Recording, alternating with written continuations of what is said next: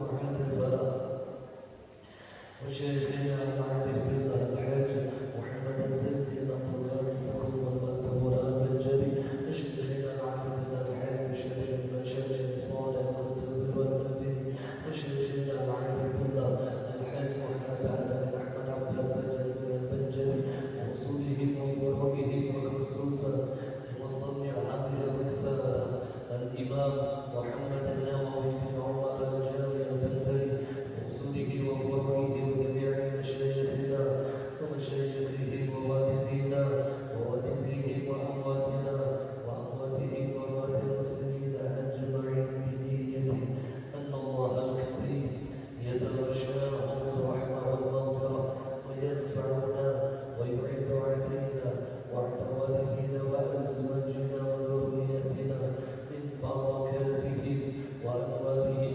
وعلومهم ونفحاتهم وخصوصيتهم يحمينا بحمايتهم في الدنيا والآخرة وبنية أن الله يرزقنا الإخلاص في طلب العلم وفي النشر وفي جميع الطاعات والعبادات على هذه النية وعلى كل ما نوى به السلفنا الصالح وإلى حضرة النبي خير البرية بسر النبي وآل النبي وبسر سورة الفاتحة.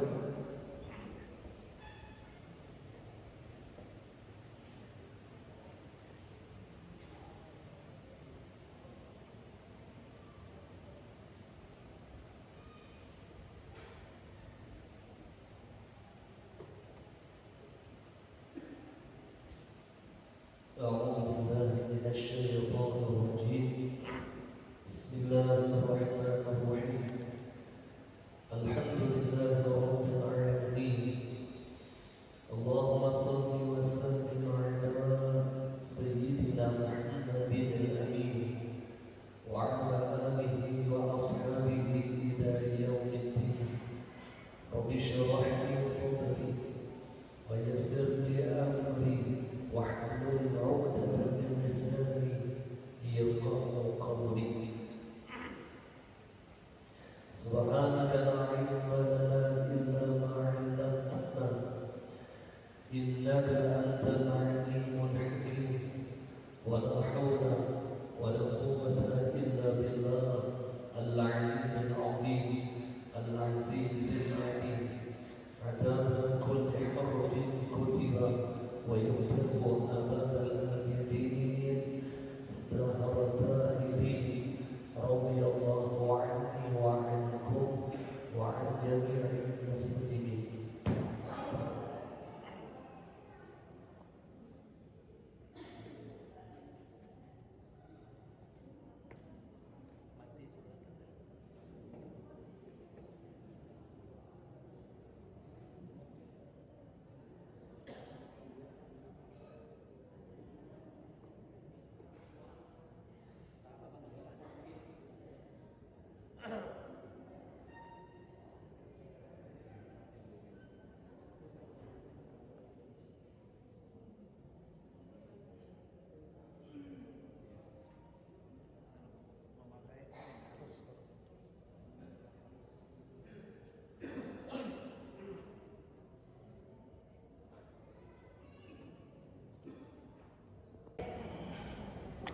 Yang keempat, adab di dalam bertemanlah dengan orang yang tidak tamak terhadap dunia.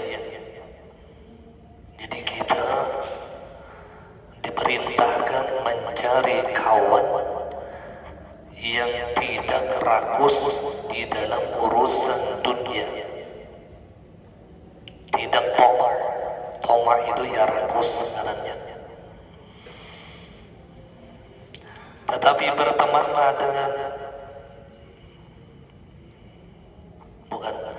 berteman dengan orang yang tamak terhadap dunia adalah racun yang mematikan. Jadi diumpamakan musannif, berteman dengan orang yang tamak di dalam urusan dunia itu bagaikan racun yang mematikan. Karena tabiat diciptakan untuk meniru dan mengikuti temannya. Jadi tabiat kita itu diciptakan untuk meniru siapa orang yang dekat dengan kita. Yang disebutkan oleh Rasulullah, al-mar'u 'ala dini khalili. Seseorang itu tergantung siapa temannya. Jadi tabiat kita itu mengikuti dengan orang yang dekat dengan kita. Apabila ia dekat dengan orang yang tamak di dalam urusan dunia, maka ia pun juga akan memiliki sifat tamak dengan urusan dunia. Sebaliknya, ketika ia dekat dengan orang yang zuhud di dalam masalah dunia, maka ia pun juga akan memiliki hati yang zuhud di dalam urusan dunia. Jadi mencari kawan itu suatu kewajiban yang harus kita teliti, siapa orang yang dekat dengan kita. Karena ini akan menentukan tabiat kita, ini akan menentukan nasib kita. Ada gampang lah.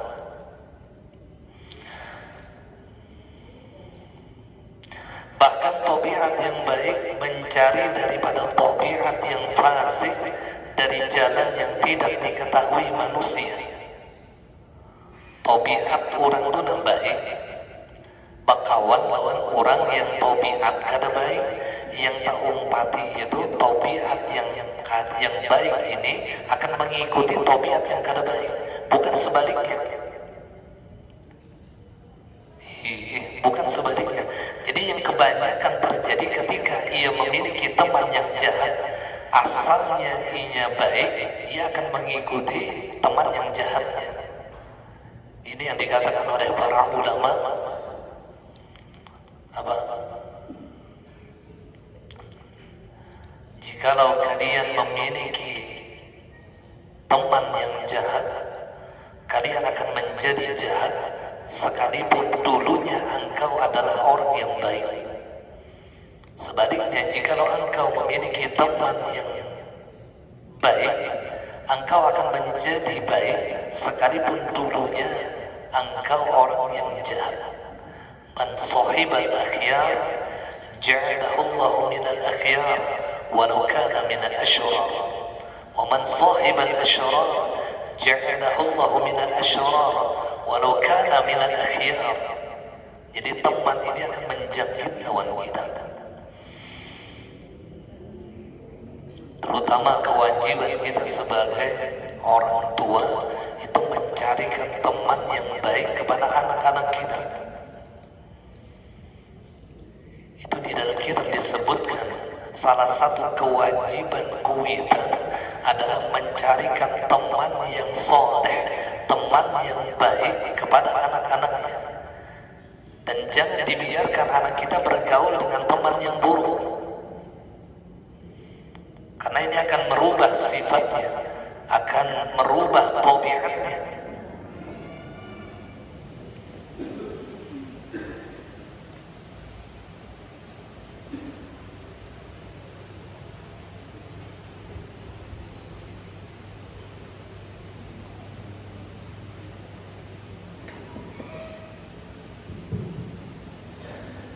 Jadi teman yang buruk itu akan merubah tabiat seseorang yang asalnya baik menjadi tabiat yang buruk. Apalagi temannya itu tamak di dalam urusan dunia, sehingga tidak ada lagi waktu untuk Allah.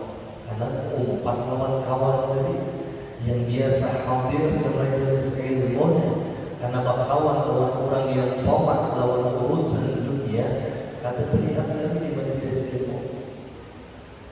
Biasa rajin sembahyang adalah tepat waktu bulan, karena berkawan lawan orang yang tamak di dalam urusan dunia, kada biasa lagi sembahyang. Wal'iyadu billah. Jadi hati-hati teman dapat merubah sifat kita. Maka Nabi menyebutkan falyanzur man yukhalid, falyanzur man yukhalid, maka lihatlah, kata Nabi, siapa yang menjadi temannya.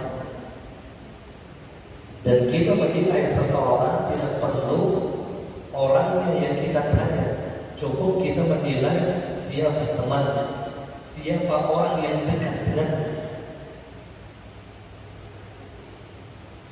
Nah kemudian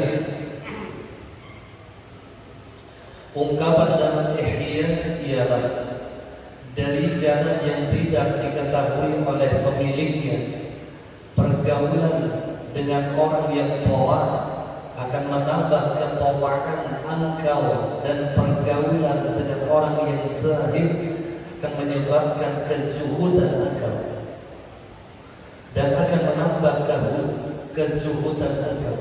Oleh karena itu, tidaklah disukai bertamu dengan pencari dunia, dan dianjurkan berteman dengan orang-orang yang menyukai akhirat. Jadi kita telah diisi kawanan yang sibuk dengan urusan dunia, sampai pada tahun lagi di kewajiban, maka kita ada dianjurkan berelok ke rumahnya. Kita tidak dianjurkan dekat dengannya. Tetapi ketika kita memiliki teman yang dia zuhud dengan urusan dunia, dia lebih mengedepankan urusan akhirat daripada urusan dunia, maka kita dianjurkan untuk sering-sering berjumpa dengannya dan bertemu ke rumahnya, agar tabiat orang ini dapat menjangkit kepada diri. Allah begini himau bila makawat orang negeri itu, bahkan bahasnya mencari, bahasnya mencari orang negeri itu. Yang bila dulu kan berkisah agama bila modern,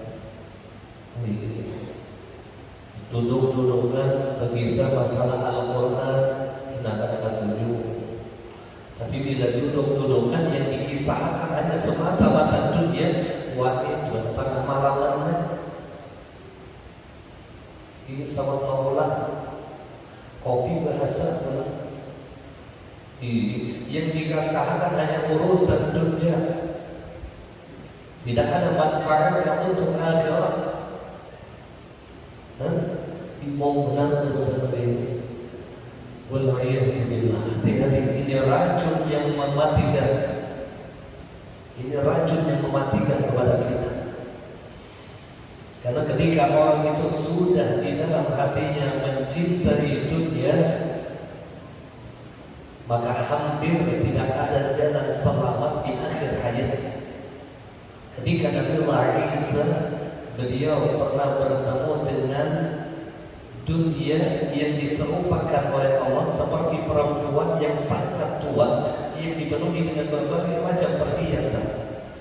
Lalu Nabi Isa berkata, dunia dengan dunia tadi, dengan perempuan tua tadi yang dipenuhi dengan berbagai macam perhiasan.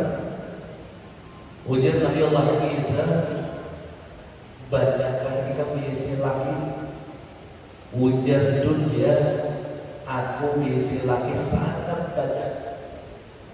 Ujar Nabi Isa, adalah sebelum inya wafat, karena sebelum laki ikan mati, inya mentalak ikan. Adalah ujar Nabi Isa, sebelum laki ikan karena mati. Maksud laki di sini orang yang mencintai dunia, adalah sebelumnya mati itu ikan ditalaknya. Ujar dunia, ini pengakuan dunia. Ujar dunia kepada Nabi Isa, hampir seluruh suamiku tidak ada yang mentalakku sampai akhir hayatnya, dan hatinya dalam keadaan mencintai.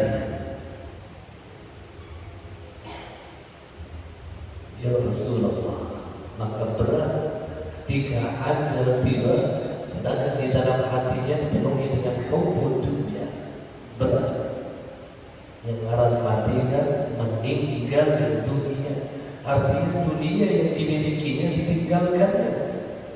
Emas, mobil, rumah, anak, bini, segala macam yang dia miliki di dunia dia tinggalkan. Sehingga berat bagi orang yang mencintai dunia ketika ajal sangat tiba. Ketika ajal tiba sangat berat. Dan orang yang paling sedih di akhir hayatnya adalah orang yang dipenuhi dengan hubbud dunia. Sangat sedih. Nangkaya apa rumahmu, nangkaya apa binimu, nangkaya apa lakimu, nangkaya apa mobilmu, nangkaya apa kabutmu. Sedih benar. Alhamdulillah, subhanallah. Sedangkan orang-orang saleh mereka memiliki dunia itu hanya sebatas di genggaman tangan mereka. Sehingga ketika ajal tiba dengan mudahnya mereka melepaskan dunia itu. Adapun orang-orang yang cinta dunia, mereka meletakkan dunia di dalam hati mereka. Ini yang membuat sakit yang luar biasa. Sulit untuk dihilangkan dalam kadar ridho. Karasa kada setuju doang. Di dunia itu dihilangkan dari dirinya. Sedangkan mati itu rumusnya meninggal dunia. Ya Allah. Ada lagi yang pernah mendengar telah membawa dunia, ada lagi membawa dunia mau kita yang tertinggal di sini.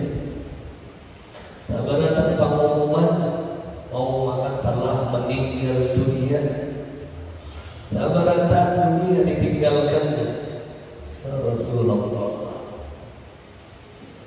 Maka berusahalah menjadikan hati kita cinta dengan akhirat, sehingga orang yang cinta dengan akhirat ketika ajal tiba bukan kesedihan di dalam hatinya, tapi kegembiraan yang ia dapatkan. Kenapa? Karena inilah masanya kerinduan terhadap Tuhannya tiba. Ya Rasulullah, sampai di dalam sebuah doa itu disebutkan, wa amitna ala sunnah wal jama'ah wasyauq ila liqa'ik ya dzal jalali wal ikram. Wafatkan kami ya Allah dalam keadaan ahli sunnah wal jamaah, dan wafatkan kami dalam keadaan rindu bertemu Dia. Wasyauq ila liqa'ik, wafatkan kami ya Allah dalam keadaan rindu bertemu Dia. Ini para awliya Allah, orang-orang saleh, mereka merindukan berjumpa dengan Allah. Lalu ketika meninggal dunia, sering kita melihat para awliya Allah itu tersenyum lebar. Lihat almarhum Guru Zuhriya, sedih meninggal senyum lebar. Ya Rasulullah, kita keluar tarik dia itu. Ya Allah,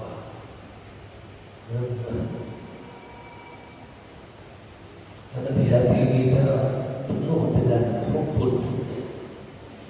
Maka yang dalam dunia ini dia tiga macam saja. Dunia tiga macam saja, dan tiga macam inilah yang menjadi seluruh masalah. Apa yang tiga macam tadi? Tahta, wanita, dan jabatan atau harta. Tahta, harta, wanita. Tiga macamnya aja. Apa aja tuh uang di dunia ini pasti karena tiga macam.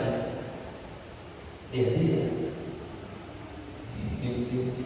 ada yang pembunuhan itu gara-gara hartanya. Ada yang apa itu namanya, bakalahiya gara-gara jabatan, gara-gara kedudukan. Ada yang kada bertaburan lagi gara-gara berebut harta warisan. Ini yang disebutkan oleh Rasulullah, hubbud dunya ra'su kulli khati'ah. Mencintai dunia itu adalah kepala daripada tiap-tiap kejahatan. Jadi seluruh kemaksiatan yang ada di dunia ini berdasarkan dari hubbud dunya. Dan hubbud dunya itu ya 3 macam derita: tahta, harta, wanita. Ada yang bersodokan gara-gara tampil macam orang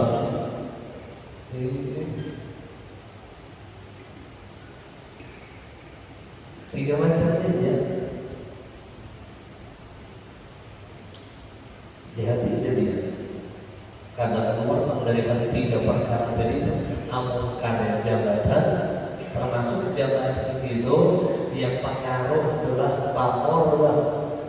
Ini termasuk hendak memiliki kedudukan yang mulia, hendak supaya orang memandang bahwa ia hendak ia dimuliakan, lalu ia memurungkan orang lain.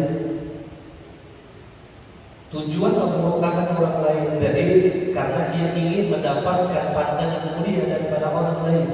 Ngarannya tahta, hendak dihormati. Maka dengan cara memburukkan orang lain, wad'iyatu billah, dunia itu orangnya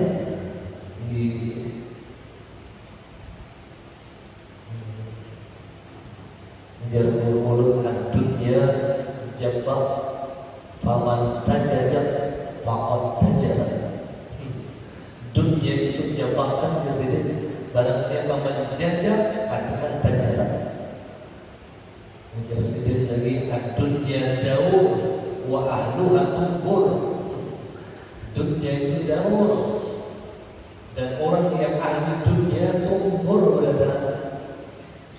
Ya Rasulullah, mudah-mudahan kita termasuk orang yang mencintai akhirat. Dan bukti mencintai akhirat, buktinya adalah ia mencintai ilmu. Dan orang yang membawa ilmu itu cinta akhirat. Yang mencintai ilmu, orang yang hadir di majelis ilmu adalah orang yang hubbul akhirah. Orang yang mencintai para ulama, mencintai orang-orang saleh, mencintai para aulia Allah, mereka adalah orang yang mencintai akhirat. Itu cirinya bila orang berada ketujuh lawan orang alim, bila orang adalah sakit melawan orang saleh, itu bukti di hati yang dipenuhi dengan hubbud dunia. Itu karena lawanan daripada hubbud dunia adalah hubbul akhirah. Ya betul. Cinta dunia lawanannya cinta akhirat. Salah satu bukti orang itu cinta akhirat adalah mencintai ilmu. Mencintai ilmu dan menuntut ilmu itu adalah ibadah yang terberat. Ujar ulama, riyadhah yang terberat itu bukan puasa, bukan qiyamul lail, bukan membaca Quran. Riyadhah yang terberat itu adalah talabul ilm, menuntut ilmu. Karena di sini yang berbanyak godaan dan gangguan di sini.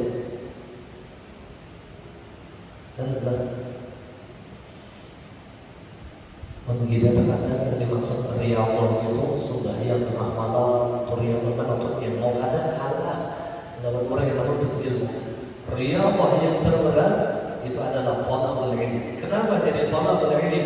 Karena ibadah-ibadah yang lain itu hanya memakan beberapa waktu. Model kayak puasa, mungkin dia puasa daun 1 tahun atau 2 tahun. Modelnya sembahyang qiyamul lail mungkin hanya beberapa tahun. Tapi ketika kita menuntut ilmu, kita membutuhkan waktu seumur hidup.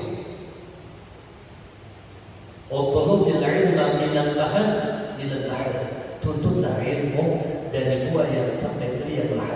Jadi batasan akhir menuntut ilmu itu mbah masuk ke dalam kubur mati,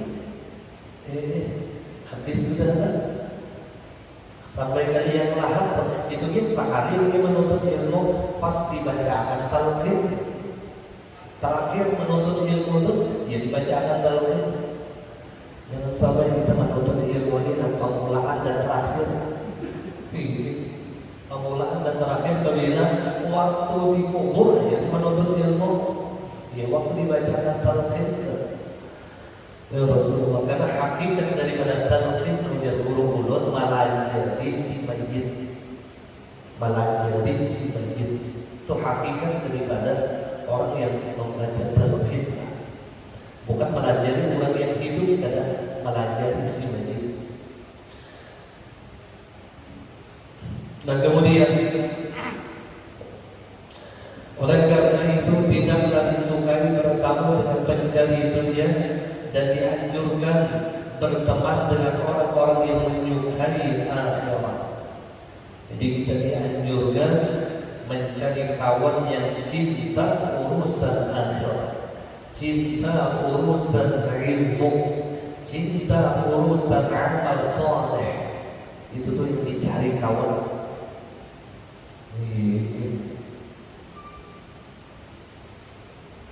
Bila ada tetamu baik menyorong nanti, jangan terlalu banyak berkawan. Namun kada tetamu kawan kayak ini yang cinta akhirat yang ada, yang ada hanya cinta dunia, lebih baik sendiri. Lebih baik sendiri.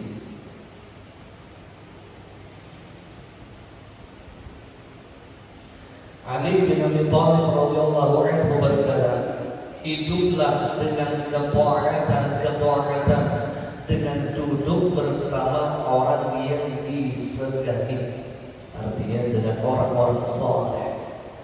Karena ketika kita berkumpul dengan mereka, kita hidup dengan berbagai macam ketaatan. Bila kita dekat dengan orang-orang saleh, maka hidup kita itu dipenuhi dengan ketaatan, dipenuhi dengan ilmu dan amal saleh.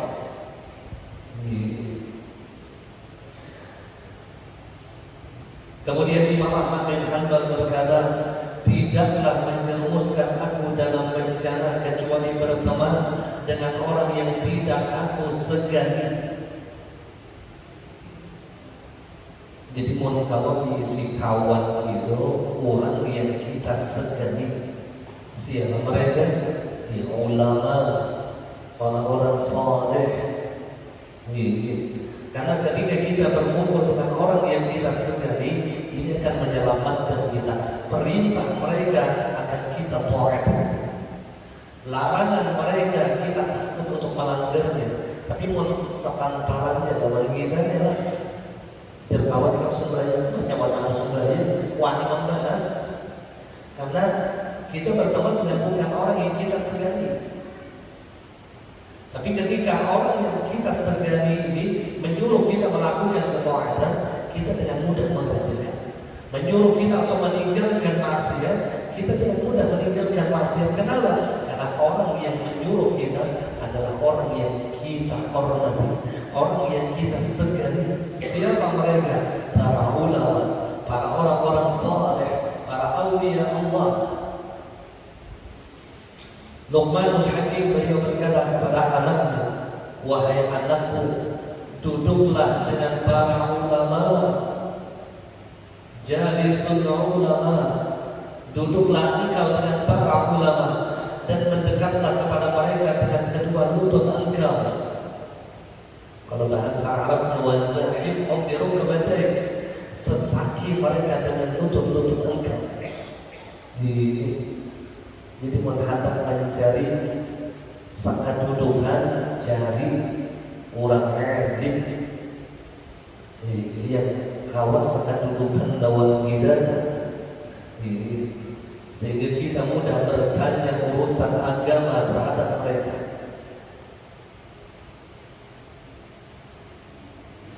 Terutama urusan masalah hati lawan sidin, kenyaman sidin kita bertakwa. hati akan menjadi hidup dengan mendengarkan hikmah. Karena setiap kalam ulama itu mengandung hikmah. Hikmah itu ya ilmu. Li'annal qulubal mayyitah bi'anna Allah yuhyil qulubal mayyitah binuril hikmah. Bahwasanya Allah menghidupkan hati yang mati dengan cahaya ilmu. Dengan cahaya ilmu binuril hikmah.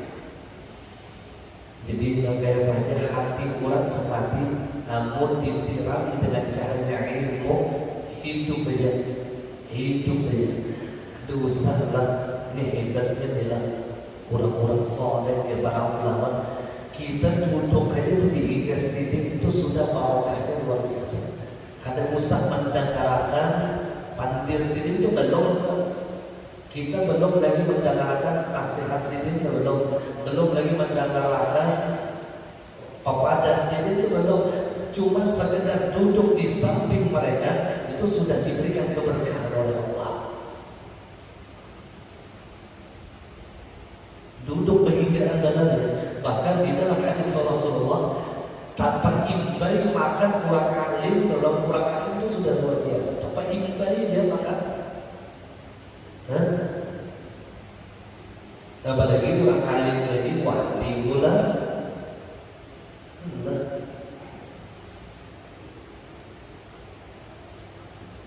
Karena hati akan menjadi hidup dengan mendengarkan hikmah.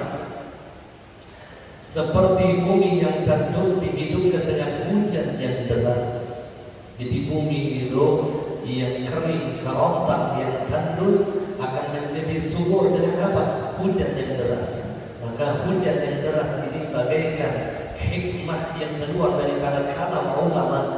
Dan bumi yang kering kerontang ini adalah hati kita yang mati. Hati kita yang mati. Jadi wajar Sayyidatuna Aisyah dia pernah mengatakan 1 minggu saja orang itu tidak menuntut ilmu maka dipastikan hatinya itu mati. 1 minggu saja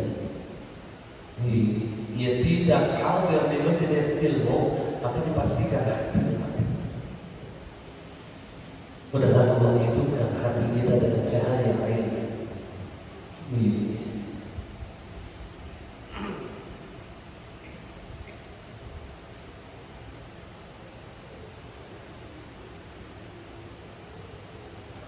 Orang Bali telah menuntut ilmu. Jadi yang tahunya itu, dia telah menuntut ilmu. Yang tahunya itu di rumah panggungan aja, rumah panggungan aja. Rumah panggungan boleh, rumah panggungan boleh. Ini kita menuntut ilmu tahu baca saudara-saudara. Orang bilang kayak ini pondokan yang ada di Martapura sana menuntut ilmu habis sebentar jalan dikuasainya.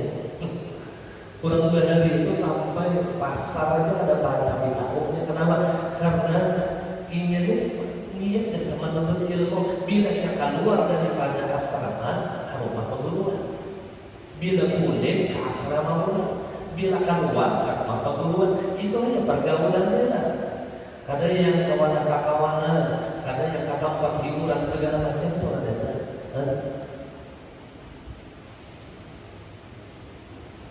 Jawaban adalah orang ini Allah.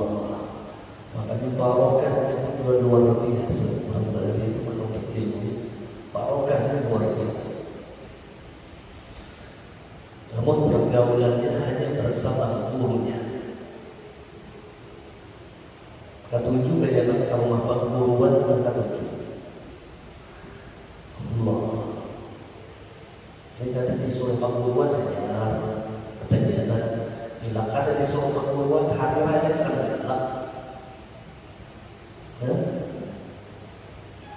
Ada semua aku nanti bayar lagi kakawanan yang lain. Perguruan itu sudah diselangi. Ya kan kita elang, bangunan kita. Dan ini mengisahkan diri mulut juga. Allah.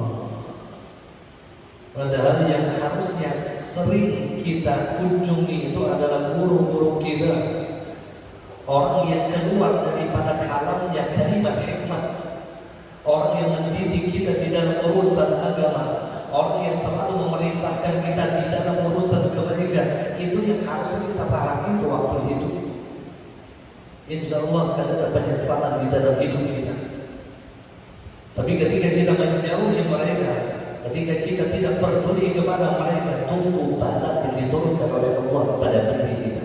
Di sinilah duduknya hadis Rasulullah, ujar Nabi, sayati zaman ala ummati yafiruna 'anil ulama fayabtaliyahumullahu bi thalathi baliyat. Sayati zaman, sebenarnya akan datang suatu masa yang mereka, kata Rasulullah, yafiruna 'anil ulama wal fuqaha, mereka itu menjauhi para ulama, mereka itu tidak peduli lagi dengan orang-orang yang alim, tidak peduli lagi. Yafiruna 'anil ulama wal fuqaha. Lalu apa yang Allah berikan? Fayabtaliyahumullahu bi thalathi baliyat, maka Allah berikan mereka 3 bala. Jadi 3 bala itu pasti. Bila kita jauh daripada para ulama, bila kita jauh daripada para fuqaha. Fuqaha itu orang yang paham banget di dalam urusan syariat, fikih di dalam fuqaha. Fayabtaliyahumullahu bi thalathi baliyah, Allah timpakan mereka 3 bala. Maka bala yang pertama, yarfa'ullahul barakata 'an kasbihim, kada berberkat lagi berusaha. Berusaha itu ada berkat lagi. Yarfa'ullahul barakata 'an kasbihim, diangkat keberkatan usahanya. Mereka ada memberi bakas untuk usahanya. Ada berkat tadi bang. Salah satu bukti kada berkat ngalih mana mengeluarkan gas tersebut. Bukan kada berkat itu lalu kita miskin, kada bisa jadinya sugih. Tapi bila mengeluarkan ngalih benar, ya agar kita lar pamalar orangnya. Bila mengeluarkan dasar agama dengan ibadah, memberi uang itu dengan ibadah, itu bukti usaha dan rezeki kita itu kada berkat. Kemudian bala yang kedua, wa yusallituhumullahu sultanan zalima, Allah anggap di kampungnya, di negerinya pemimpin-pemimpin yang zalim. Jadi bila RT itu zalim, pembakar zalim, camat zalim, bupati zalim, sampai ke presiden zalim, itu bukan salah pemimpin, bukan. Itu salah kita sebagai rakyat jauh dari ulama. Ini ada, bila ada pemimpin yang zalim, lalu demo aja, padahal kita yang harus sadar. Kenapa jadi mereka zalim? Karena kita jauh dengan para ulama. Kita menghindari majelis-majelis ilmu. Kita kadang peduli lagi dengan orang-orang alim. Kita lebih mencintai orang-orang kufar. Kita lebih mencintai orang-orang yang fasik. Wal'iyadu billah. Hati-hati, di kampung kita akan ada pemimpin-pemimpin yang zalim. Kemudian bala yang ketiga, ini yang paling berat, wa yakhrujuna minad dunya bighairi iman, mereka keluar dari dunia karena membawa iman. Yang matinya su'ul khatimah, na'udzubillah. Kenapa? Karena ketika hidupnya jauh daripada para ulama, ketika hidupnya tidak pernah hadir di majlis para ulama, ketika hidupnya ia lebih mengedepankan orang-orang yang fasik daripada mencintai orang-orang yang alim dan saleh. Ya Rasulullah, harusnya yang sering kita kunjungi itu adalah orang-orang yang dimuliakan oleh Allah, orang yang ketika kita duduk dengan mereka, mereka akan memberikan nasihat kepada kita. Mereka akan menyampaikan ilmu yang manfaat kepada kita. Mereka akan mengajarkan kita tentang urusan kebaikan. Mereka akan menyebutkan penyakit-penyakit yang ada di dalam hati kita. Ini yang harusnya kita pahami. Karena yang memarahi orang yang bertambah penyakit hari zaman, yang bertambah penyakit kita ada Rasulullah.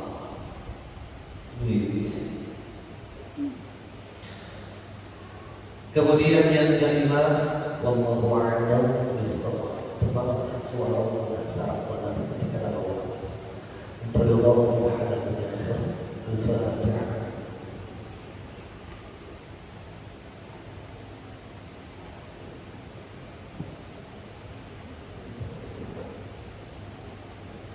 Amin ya Allah ya Rabbal Alamin.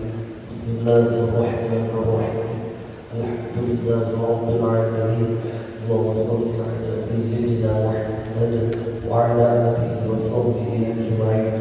Allahumma nawwir qulubana bi nuri hidayatik kama nawwarta darullah bi nuri syamsika abadan abada.